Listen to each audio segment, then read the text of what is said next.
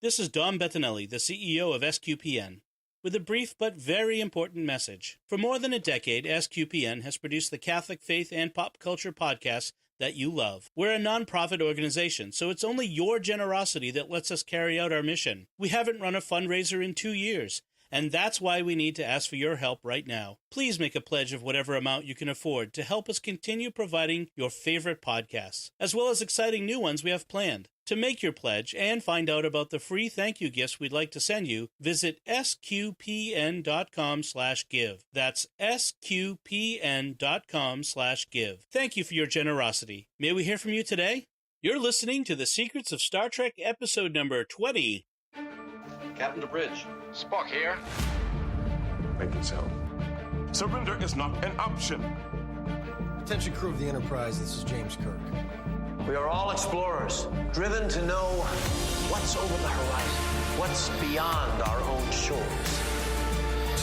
We would have helped you get home if you had asked. That's who Starfleet is.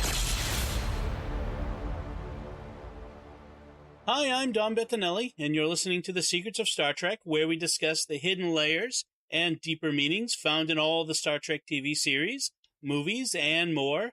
Today we're discussing the original pilot episode of the original series called The Cage. And we'll explain what that means, why you have to make that distinction in just a second. But joining me today on the panel are Jimmy Akin. Hi, Jimmy. Howdy, Dom. And Father Corey Stika. Hi, Father Corey. How's it going? So, but before we get into it, I just want to say to folks, please, like I've said before, remember to like, share, recommend, write reviews, and subscribe to the podcast in all the different places. Your response to the show is great. We even before we started airing the new episodes, we started getting subscribers to the feed, and that's been great. So we're looking forward to growing our audience, and you're a key part of that. So thank you very much. So, folks, The Cage was the first attempt by Gene Roddenberry and Desilu Studios in creating a new TV series called Star Trek. Yeah, so let's talk for just a second about the background of that. Yeah. Originally, Gene Roddenberry, he'd had kind of a varied career. He'd been a pilot, he'd been a cop, and he'd gotten into writing TV shows. He wrote for a show called Paladin, or I'm sorry, Have Gun Will Travel, which featured Paladin. Mm-hmm. And he then got his own show, which was called The Lieutenant, and did not last very long because of his famously prickly relations with studios. They didn't like working with him because he was so high maintenance and defiant, frankly. And he then went and he shopped the idea for Star Trek around. Desilu, founded by Desi Arnaz and Lucille Ball,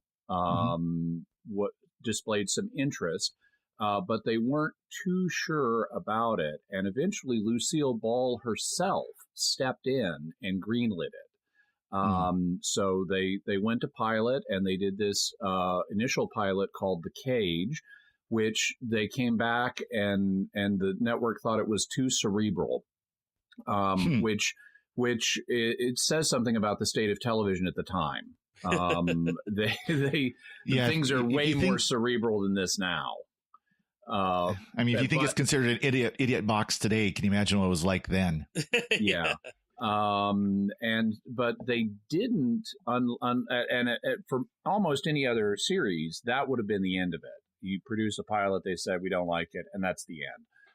But in this case, they took the very unusual step for either then or now of commissioning a second pilot that made changes. And that resulted in Where No Man Had Gone Before. And after that, they liked it enough that the second pilot that they greenlit the series. And that's how we got the original series. Right. And this all took place in 1964. That's when this, and not only did they retool the story, they changed the cast, and the ship. And the ship, right? The design, the interior design of it. But yeah, because I was gonna say the exterior is very similar. It did get a coat of paint. It does look different, but but the basic shape and design and everything is recognizably the NCCC 1701 Enterprise. Yep. Yeah, though you'll see various accoutrements that are different. Like they've got those snaky desk monitors, the little tiny ones that look like those Luxo lamps. Yes, and there's a sunroof in the Enterprise, which you see right at the beginning. We'll talk about that. Yeah, that's really cool. Well, and some of the interior spaces, like the captain's quarters, are very different and that sort of thing as well. Mm-hmm. They also changed some of the characters. While we kept Spock, because I guess they liked him, they changed him a little bit. We'll get into all of that. The title itself, the name itself, is The Cage, but that really wasn't the name of the episode when they created it. They did call it The Menagerie, but when they did the Menagerie 2, they reused this pilot later on in a series, a season cliffhanger, a season-ending cliffhanger, and they first Star Trek clip show. Exactly. Yeah. That was, I forget which season was that. I think it was between the second and third season. I think it was between the second and third. And they called that The Menagerie. So internally, they just started referring to this as The Cage instead in order to make a distinction. And it wasn't actually shown, this episode wasn't shown on its own on air until 2008 when it was shown in syndication, which is very interesting. By the way, it wasn't a season-ending cliffhanger, but it was a two-parter with a cliffhanger. Right. It was? Oh, okay. It was in the middle of the first season. Oh, really? That's weird. Okay. For some reason, I had a different memory of that. So the basic plot line of it is it takes place 11 years before the original series, and when Kirk's captaincy, and the Enterprise is lured to this planet of Talos 4. Where Captain Pike, that's the captain, and others are captured and put in a zoo by telepathic beings for various nefarious reasons. So that's sort of the very basic story. So and it's very reminiscent, and this is true of Star Trek as a whole, but it's very clear that one of the inspirations for this was the movie Forbidden Planet. Yes. We got ancient dead visiting a planet, find out what happened to a lost expedition. Beautiful young woman, we'll call her Vina this time instead of Alta, like in Forbidden Planet. Got a alien race with dying or dead alien race with fantastic powers. This is Forbidden. And we've got the United Federation of Planets. This is Forbidden Planet. Yeah. So, a couple of things that kind of strike me right off the bat is first the opening credits is there's no voiceover. We don't get the this is the voyage of the Starship Enterprise, etc. We don't get that in this pilot. There's no narrative, just a lot of whooshing. And then the familiar music, the famous music is there. The music is in place. We get that first as we pan into the bridge, like you said, Father Corey. We go in through the sunroof.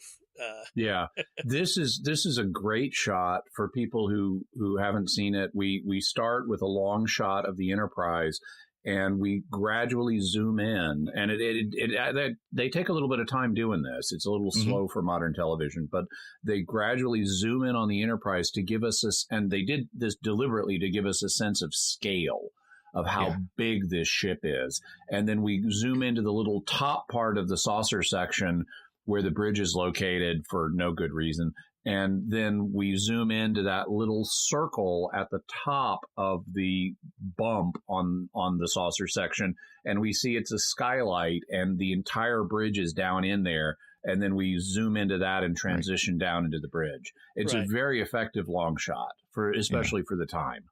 And it gives us the scale, and it tells us where the bridge is. So from now on, we always know where the bridge of the Enterprise is when we're looking at the ship in the series. I think, and just kind of say, as we start out talking here is, this is very recognizably Star Trek. Yes. I mean, this is very, but there's so many elements that have become known as Star Trek really were established in this this pilot. And yet there's enough differences too. Like the bridge is recognizably the bridge of the Enterprise, Right. but it looks so different from what was done in the actual series. It's a little more simple. There were less gewgaws and gadgets everywhere. The uniforms are different. Like you said, the gooseneck thingies, the viewers, I think those must have been taken out just from production reasons. They must have gotten in the way, all the time. And it is interesting too, some of the, the more military aspects where there was a security guard on the bridge by the turbo lift. Right. This guy just standing there the whole time. There was an assistant that would stand there by the captain's chair when the captain was in the chair. Yeah. Things like that. Those were probably taken out for purely budgetary reasons. So, exactly. We can avoid paying these people if we don't make them stand there. Exactly. Right. But also very much a connection to naval tradition. Those are things that exist on naval ships of the time, in our time, in the 1960s. And so there was that connection. Well, one of the things that was pretty daring that they did was that there was a woman first officer. Number one. Which they pointed out point blank too. Yes. Yeah, I'm not used to having a woman on the bridge. Oh, except you, number one. You're different. Well, the weird thing is there was another woman on the bridge that he was standing behind 2 minutes before that. They're a little inconsistent about all that. Yeah. Yeah. By the way, I thought it was interesting. Number one is sitting, even though she's first officer, she's sitting at what later, and of course this wasn't established at the time, but she's sitting at what was later established as the helm. Right. Mm-hmm. So curious how that works. Well, when you think about too, like where does the first officer go? Does he just stand next to the captain and then? Because in the original series, Spock was the science officer, so he had a place to be. He's at the science station. Yeah. So in this case, it wasn't like DS or Next Generation where Riker was always sitting the next seat over. Yeah. Having 3 seats would be interesting. Incidentally, Spock gets I noticed Spock gets the very first line of the whole series, so he gets the first Star Trek line ever. Yes, and he kind of it check the circuit. It's very sort of it's not great acting at that moment. On the part of Nimoy, he's a much better actor than that. Yeah, and Nimoy has commented about his early acting in the role Spock, because initially, and I'm sure we'll talk about this, but initially, number one was the one with no emotions. Right. Spock had emotions, and we will see that in this episode. And so he wasn't given the be stoic direction. Instead, he said, "Okay, well, I'm gonna kind of bellow out orders like a naval officer would." Right. And it took him a while to get over that. Yeah. And I'm glad they did it in the unaired pilot, the initial unaired pilot. One of the things that will strike us, the viewer, is the corridors. Like they were very busy, but the original series, the corridors were very busy. But there were a lot of people until the third season. Yes, when the budget got cut. But there were a lot of people in civilian clothes, kind of wandering around, which is very interesting. Yeah, we see this couple like they're just coming back from a swimming pool or something, and the woman is wearing a skirt, and the guy is wearing kind of a t-shirt and shorts. Yeah, and they're very clearly civilian clothes. These aren't any kind of Star Trek uniform. They've just been like having a date at the swimming pool or tennis court or something. Yeah, I was gonna say hit the tennis court on the ship or something. Well, they look very much like 1960s leisure wear. Yes. Mm-hmm. Well, it sort of reminds me of in the pilot episode of Next Gen, where we had the male officer walking down the corridor wearing a skirt. Do you remember that? Yeah. Oh yeah. Very daring. And then I noticed they never did that again. Yeah. Why can't men wear dresses, et cetera, et well, cetera. If they're kilts, it's okay. Well, yeah. Well, hey, if it's a kilt, I'll go with it. So we quickly get into Captain Pike's internal conflict, which lies really at the heart of this episode.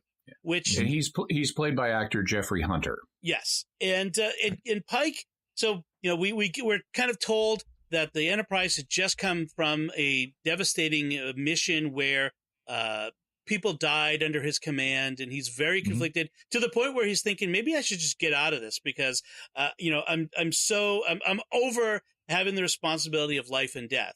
And so then I've got 203 lives depending on me. Yes, half as many as Kirk, Pike. So suck it up.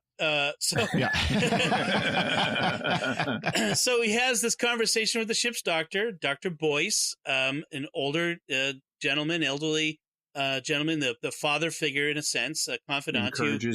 Encourages his patients to drink.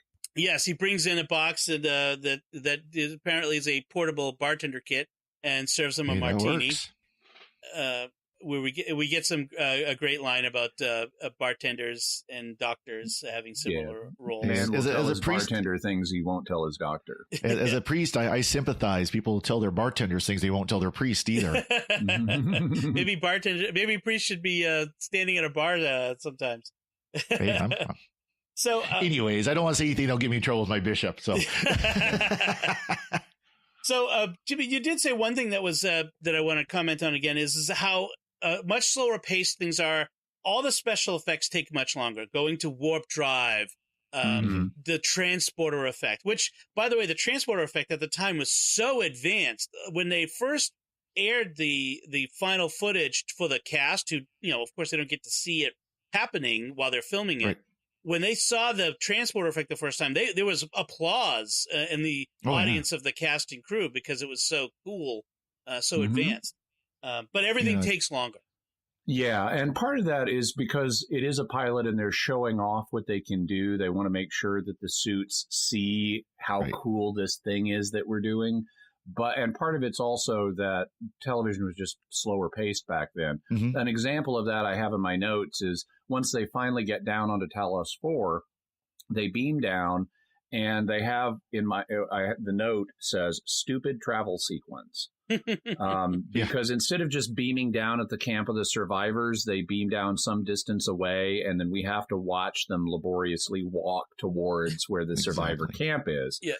But that gives us a great moment, which is in Star Trek history, which is they come across this Chinese money plant sitting on a rock that's been and the Chinese money plant has been painted blue, so it's got little blue discs for its leaves, and Spock feels the blue leaves and smiles really broadly. And so they're musical leaves, and when he touches them, they stop making the music, which that music was really annoying. It was. That's why he's smiling. It's stopping. The smiling Spock. And so they came to this planet because they got a distress signal that it was an unexplored system. But an expedition from Earth had crashed there 18 years previously. Which would be 2236, and the name of the lost ship this time is the Columbia. The Columbia, right. And so there are apparently survivors, so they beam down, and they encounter this group of very old men in ragged clothes with very classic, we cobbled together this camp from the scraps of our crashed ship. Except for one beautiful young woman who was born pretty much as the ship was crashing, apparently. And so she's 18 years old, and Pike is looking at her. Pike has got to be how old? In his 30s, at least? 30s, yeah. I'm sorry, but that was kind of creepy. Pike was looking to hook up already with this the survivor girl from this. It's going to get creepier once they get into the cage. Yes. So what do we have? We have she leads him off. I don't know where he thinks he's going into this. She wants to show him something, and she leads him up to these rocks, and then all of a sudden the entire encampment of survivors except for her vanishes. And the rocks she's led him up to open up, and these bulbous headed aliens come out and squirt him with some powder, and he goes unconscious, and they drag him down into their subterranean lair. Yes, the Telosians. I remember as a kid seeing the design of the Telosians, and the back of their head is kind of get this dimple. So of course they're the butt heads. It looks like a. It looks like a behind. And they have They've got throbbing veins on their heads too. Yeah. They do. So, Yeah, they've got some special give effects those air aliens bladders. some hemorrhoid cream. That's right. Yeah, those veins were. Yeah, every time they're using their mental telepathy, telekinesis powers, these veins throb, and I'm curious. They must have had some kind of like air hose running down the back of the costume or something. They probably got a little hand pump that they're squeezing in their hand to make those throb. Oh, jeez. Okay, so enough of that. So Pike wakes up in a essentially a cage, and we quickly learn that there are other creatures in other cages nearby. Really cool. We get little glimpses. We see shadows. Yes. We don't see a lot, but it's enough to show us there is a kind of alien menagerie here. It's a zoo Right. of different kinds of alien creatures, and that's really neat. It's also a sci-fi trope that you see lots of places, but it's neat. Well, I was going to mention how the Orville, which is an homage to Star Trek, kind of plays off of this with their episode in which the captain and his ex-wife first officer are put in a menagerie and they have to escape. And then they play the jokes off of that circumstance pretty well. So there is the one special effect of that pterodactyl-like creature where it's done in slow motion. Something must have gone wrong in the filming of it where they didn't have enough seconds of footage that they could use, that they had to extend it out somehow or something, because it was very weird. Something in the camera cranking, but I thought that kind of added to it. It's like, it's so weird. It made it very alien. And so it becomes clear very early on that these telepathic beings are trying to manipulate Pike into wanting to be there and wanting to hook up with Vina. And there's this whole... They're putting him out to stud. Exactly. Yeah. And in fact, so Vina, there's a whole Adam and Eve vibe to this episode. Vina offers, she's Eve, he's Adam. I was gonna say they were very explicit on that. Oh yeah, and in fact, she offers him the forbidden fruit. I can be anything you imagine. That sort of thing. Yeah, anything you want because of their telepathic powers. So that's when that's really creepy. I can be anything you want. Yeah. Yeah, exactly. That's not true love. And it's appealing to the basest nature of human nature. It's appealing to Gene Roddenberry's sexual fantasies is what it's doing, because he has a known tendency. I mean, the writers would talk about this, that he was always trying to work his sexual fantasies into things. Hence Kirk and all the multicolored women of the universe. So it gets way weirder. But Pike isn't buying any of it. I mean, as much as Pike was conflicted earlier, he's not falling for the temptation. He's shown he's taken back to the battlefield that he just came from, and now given an opportunity to save the girl from the big bad Russian damsel alien. in distress. She's literally a damsel in distress. She's even dressed like she's out of a fairy tale. Right. And then he's taken to his hometown with his horses in the Mojave Desert, which is now in the future is going to be green and lush, Jimmy. And there is a town in the Mojave Desert that is called Mojave, California. So I assume what we're seeing there is the 23rd century version of Mojave. It's going to be a nice neighborhood when we get there. Yeah, very futuristic. Yeah, so they show us initially the fairy tale princess. Then they show us essentially the girl next door. Right. Yeah. Very domestic. When he doesn't go with either one of those, they show him the green slave chick. Right. And Orion so slave girls. We're going from, we're kind of descending the purity ladder as we go here. Yeah. Right. I mean, it's sort of that's another one of those sci-fi tropes that it's really unfortunate, because we get that in Star Wars, don't we? We get that with Princess Leia and the slave to Jabba the Hutt and the famous gold bikini. There's this tendency in science fiction. It's not wrong to sort of examine it and criticize it a little bit, to kind of say that it's to cater to that sort of juvenile fantasy in science fiction. It's drawing on archetypes. I mean, there's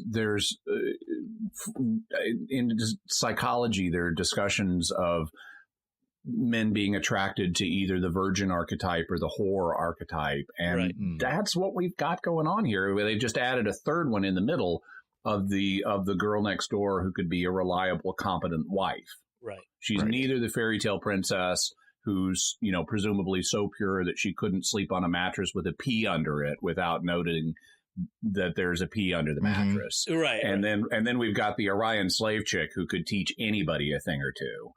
And we've got the competent spouse in the middle.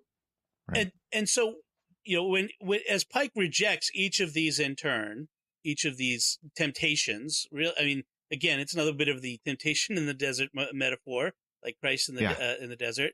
He rejects each one of these.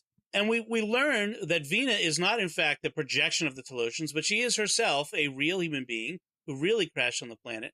And that the Talosians are an ancient race for whom dreams have become more important than reality. Another sci-fi trope. Yes. And we need new input into our dream bank. And so they've given, so she says, you give up travel, building, creating, and even forget how to repair the machines that have been left behind. So they just keep reliving the memories left behind. And when they've got bored of those, they started collecting specimens to breed so that you can live in their memories. And it's sort of a reaction to sort of over intellectualism in a sense that, if you're overly intellectual, if you forget that connection to the world, to the earth, to the more,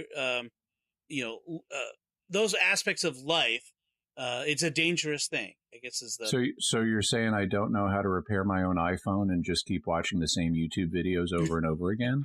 And posting to Twitter and Snapchat and Instagram? Yeah, well, and it's interesting, too, that this was done at a time when TV was still new technology. Right. And it's almost kind of a warning saying, don't get too caught up in this. Well, it was a time when when technology was advancing by leaps and bounds in all areas of life. And it's so a sort of warning about that, and about technology becoming a crutch. And of course, as technology has gone forward and we're talking about the internet and YouTube and all that, how many people, here's a simple thing, how many people know how to change the oil in their car? Oh, it's not a difficult task. It depends on how recently you bought your car. They made it more difficult. Well, I've got a 2012 sitting out here that I don't even have to jack up to change the oil on.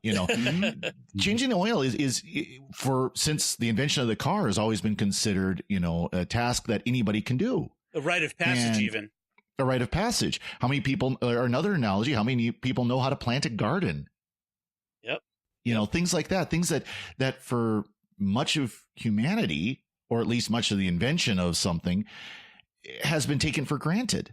But we're losing, many people are losing that. They don't know what to do. What happens when your car breaks down? What do you do? What happens, if call AAA? Exactly. Well, that's led to actually a lot of current sci-fi that kind of posits an apocalyptic world where what happens when the machines stop working? How do we survive? Exactly. So this is kind of playing on that. Yeah. So in this episode of Sci-Fi, we eventually find out what the Enterprise is doing while their captain has been kidnapped. And one thing that I think is really cool is they bring down a laser cannon. And this is the only time in Star Trek we ever get to see a laser cannon in operation. But it is so awesome. And initially, it doesn't look like the laser cannon is doing anything. It's just blasting and blasting and blasting, and that stuff's getting hot, and some little bits of rock are flying off. But basically, the doors look impregnable. Right. But later, once they realize the Talosians can create mental illusions, they get to see what the laser cannon really did, and it blew off the entire rock face. Well, that was really cool. One thing I really liked was that they knew quite early that the Talosians could make illusions, and I think it was Dr. Boyce who said something along the lines of, "Well, we could have blown the top off of that rock formation, but we never know because we can't trust anything we see." Pretty much did. The big chasm in the middle of the rock there, and it's split. Right. Yeah. And that was a nice element. Is they knew that all of whatever efforts they were taking, they had no way of knowing whether it was actually working or not. Right. And that feeds into the danger in this episode because, as Vina points out, they can make you think you're pushing any button they want you to, including the self-destruct button. Right. Exactly. And at one point, the transporter chief is tricked into beaming down number one and the yeoman to the surface and nobody else. But not Spock and the others. At which point Spock has a great line. He goes, "The women!" That was another great Spock moment in this episode. And they're beamed down by the Telosians because obviously Pike doesn't like the one they've been offering. So maybe he'll want one of these other two. And we have this embarrassing moment where they're reading the minds of the women about how they really feel about the captain. And and they're also talking about the benefits of breeding with respectively. So number one, you're going to have a very intelligent offspring. If you mate with the yeoman, though, she's very healthy and has very healthy sexual appetite. She's previously considered you unattainable, but is now beginning to realize her situation has changed. And she turned about as red as her hair. Well, it's very interesting. We get their fantasies or their attraction, but they never are able to tell us what Pike's is, partly because Pike is using this technique he's figured out of filling his mind with hate to block their kind of based off the conversation with the Doctor earlier in the episode. He mentioned going and being an Orion traitor. Well, and I think that scene was kind of his fantasy. Yeah, in that initial bartender scene, they basically talk through his fantasies, and then we get to see each one of them. Right. One of the things we didn't mention about the Orion thing is, again, the Gene Roddenberry, unfortunate his proclivities. We're told by a Starfleet officer apparently that Orion it's a planet of women who like to be taken advantage of. Yeah, I'm like animal slave women. It's like ew, like this is like creepy. Like suppose you had all of a space to choose from, and this was just one small sample. Wouldn't it be worth a man's soul? I'm like, no. Yeah, no kidding. I mean, a very clear reference to the biblical verse, right? And it's what does it profit a man to gain the whole world and lose his own soul? And that's not the only religion reference in here. We've also got a moment when the Telosians are trying to get Pike to comply, and they don't seem to realize, by the way, there's 203 other people up on that ship that are presumably split into two sexes that we could some of them might go for this offer. right. But you got to have the captain. You got to have the top of the food chain. Yeah. But anyway, they're kind of they're torturing him mentally, and they put him in hell, and it's very clearly hell. It's like he's surrounded by fire. It's kind of it's subterranean. It's kind of an interesting visualization of hell because there's also like pools of some liquid there. I'm sure it's really water, but what it's meant to be, you have this fire and water subterranean hell. Sort of lava. And the Telosian says, from a fable you once heard in childhood.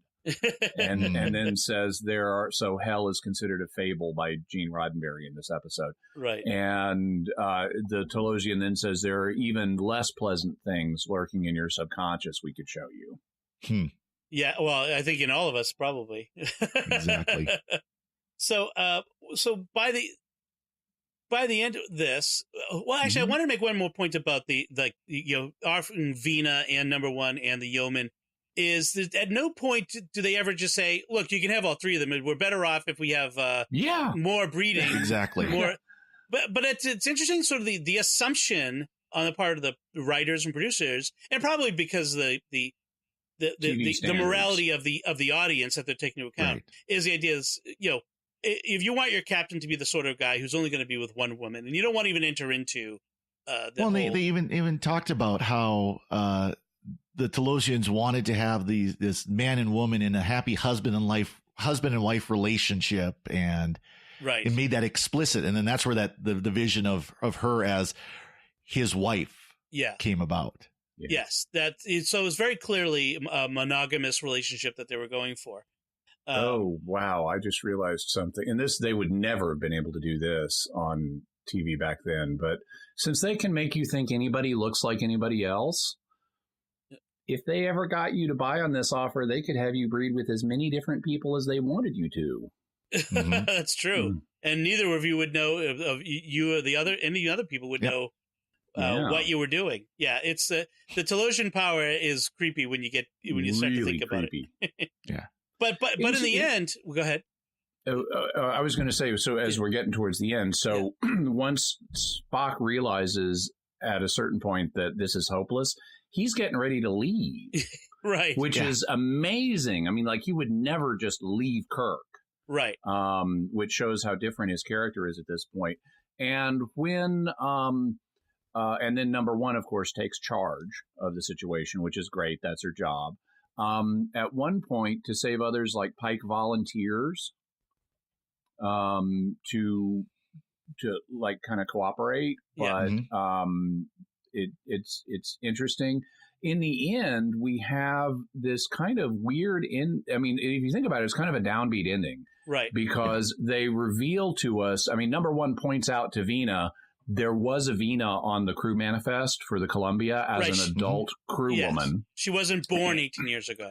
Yeah, so she's like in her 30s at least. At this point. And they then show us Vina's true form, and she's very deformed because of, and they tell us it's because of the injuries she suffered in the crash. And the Talosians rebuilt her and did their best, but they didn't have any guide in rebuilding a woman, which really makes no sense, because if they can access her mind, I mean, they clearly know her mental image of herself because they're using it with Pike. Right. And so it's like, use her own mental image as a guide for what she should look like. Exactly. But then they have this ending where, they've concluded that that Pike's will is too strong and humans are not a suitable successor species, even though they should have been able to tell that from Vina. Right. And so now, because Vina's deformed, she's going to stay with them and live with a fantasy Pike on this planet. So she gets a sort of creepy, happy ending. And then the ship just leaves. Yeah. And it's kind of a weird downbeat ending. Which they sort of fix in the menagerie, because conveniently they have that scene of Vina and Pike walking off together into the Talosian fantasy world. Reuse and reinterpret that footage. Yeah, it's which is very interesting that they had that to be able to do that. The Talosians conclude that humans are uniquely unsuitable for captivity, preferring to die than be captured, even when the captivity is pleasant. And I'm thinking, that's unique? Like, other creatures are not okay with this? I'm sure Klingons would love that. I'm sure Klingons would love to be captive slaves. Yeah. We have enough trouble with pandas. Yeah. Right. Exactly. So then we kind of wrap things up as has become traditional in Star Trek with our triumvirate on the bridge, kind of talking together, and I forget exactly what the context is. The Vina and was supposed to be Eve, and the doctor's like, Eve as in Adam, and Pike responds, as in all ships' doctors are dirty old men. Yeah. And I'm like, the yeoman asks, sir, just out of curiosity, who was going to be Eve? Yeah. To which he gets yelled at by number one. Yeah, because he's got three options. The yeoman is still thinking about who would it have been. Exactly.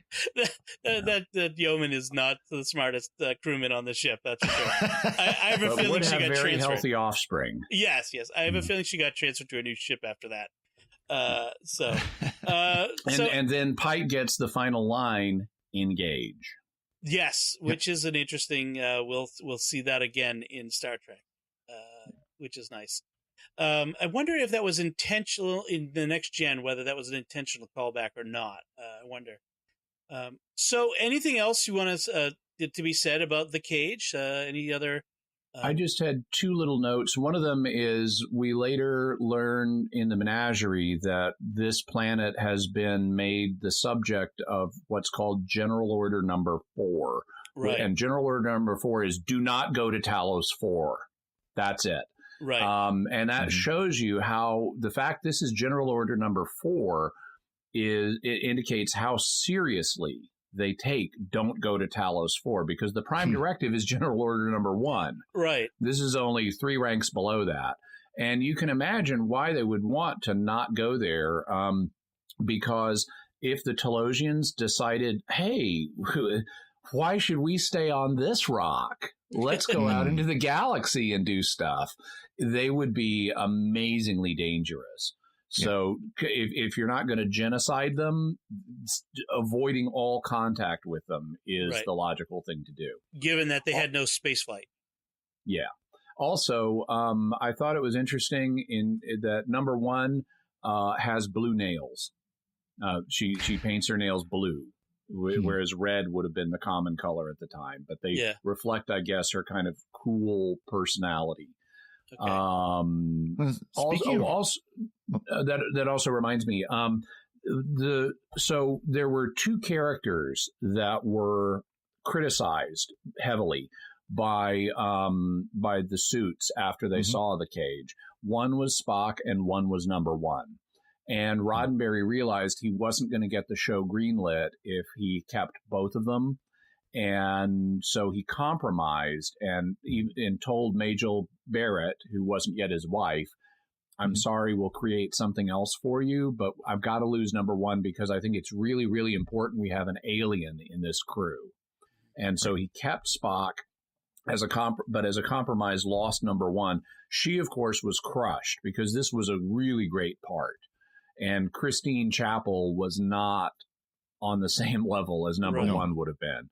But that's how the Spock number 1 exchange happened. And then number 1's emotionlessness was transferred to Spock. Right. You know, one thing I was going to point out, you know, speaking of red, there were no red shirts. You know, of course, that's the famous trope in Star Trek of the red shirts who always die. But there was only the yellow, green, whatever color it was, in blue for the uniforms. Yeah, that's very, the uniforms was another interesting little bit. And the Doctor had a sort of duty uniform versus, working in the sickbay uniform versus, it was like a jumpsuit versus other uniforms. And even they're really fuzzy. They look like they're velour or something. Yeah, I know. It must have been really hot to wear those under the studio lights, which is probably why we got much lighter materials later on. But they also had sort of their away mission gear. They had a jacket and a harness, and they hung things on them. And I mean, it was very, very much more than what we eventually got was like basically Velcro under the shirt for the communicator and the phaser in later on. So those were very interesting. So I think that sort of wraps up what we have to say about The Cage. And I want to just encourage people to like and to share this episode with other folks, and share the podcast with folks, and let them know that we're doing it and that they might enjoy it, especially if they're Star Trek fans, of course. So that's it from us. What did you think of the original pilot episode, The Cage? We will be dealing with this again, presumably when we talk about the menagerie, but this was just about The Cage. So let us know by visiting sqpn.com/trek or the SQPN Facebook page, and leave us some feedback there, or send us an email to trek@sqpn.com, and we'll put links to our social media and our personal websites on our show notes at sqpn.com.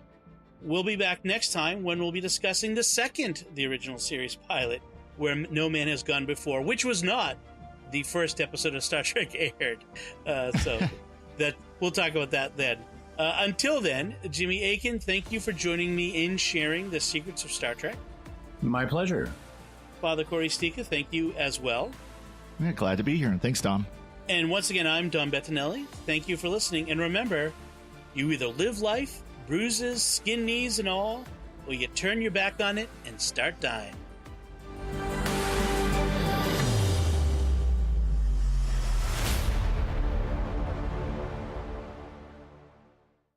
This is Dom Bettinelli again. We hope you've enjoyed this podcast and that you'll help us keep producing the podcast you love. Thank you for your generosity. To make your pledge and find out about the free thank you gifts we'd like to send you, visit sqpn.com/give. That's sqpn.com/give.